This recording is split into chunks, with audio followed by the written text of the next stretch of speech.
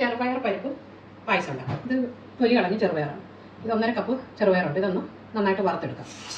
ഇപ്പം നന്നായിട്ട് കഴുകിയിട്ട് 3 ഗ്ലാസ് വെള്ളം ഒഴിച്ച് വേവിക്കാൻ വെക്കുക. ഇതൊരു 1/4 ടീസ്പൂൺ ജീരകം, ഒരു 7 ഏലയ്ക്ക, ഒരു പീസ് ചുക്ക്. ഇതാണെങ്കിൽ കുറച്ച് പഞ്ചസാര, 1 കപ്പ് ചവ്വരിയാണെങ്കിൽ കഴുകിയതാണ്. 1 ഗ്ലാസ് വെള്ളം ഒഴിച്ചൊന്ന് വേവിച്ചെടുക്കാം. അതിലേക്ക് ഇത് ശർക്കര,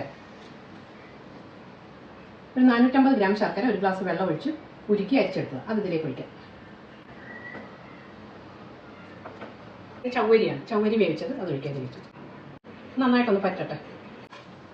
ഇത് തേങ്ങാപ്പാല, 2ാം പാല, 1.5 കപ്പ് തേങ്ങാപ്പാലുണ്ട്. ഇത് അതിലൊഴിക്കാം. ഒഴിച്ചിട്ടൊന്ന് ഇളക്കി കൊടുക്കാം. ഏലക്കായും ചുക്കും ജീരകം കൂടെ പൊടിച്ചാൽ അത് ഇടാം. ഒരു ഞുള്ളുപ്പ് ഒഴിക്കാം. ഇത് ഓഫാക്കാം. 1/2 കപ്പ് 1ാം പാൽ ഒഴിക്കാം. കാഷ്നട്ടും കിസ്മിസും ഒക്കെ വറുത്തത്.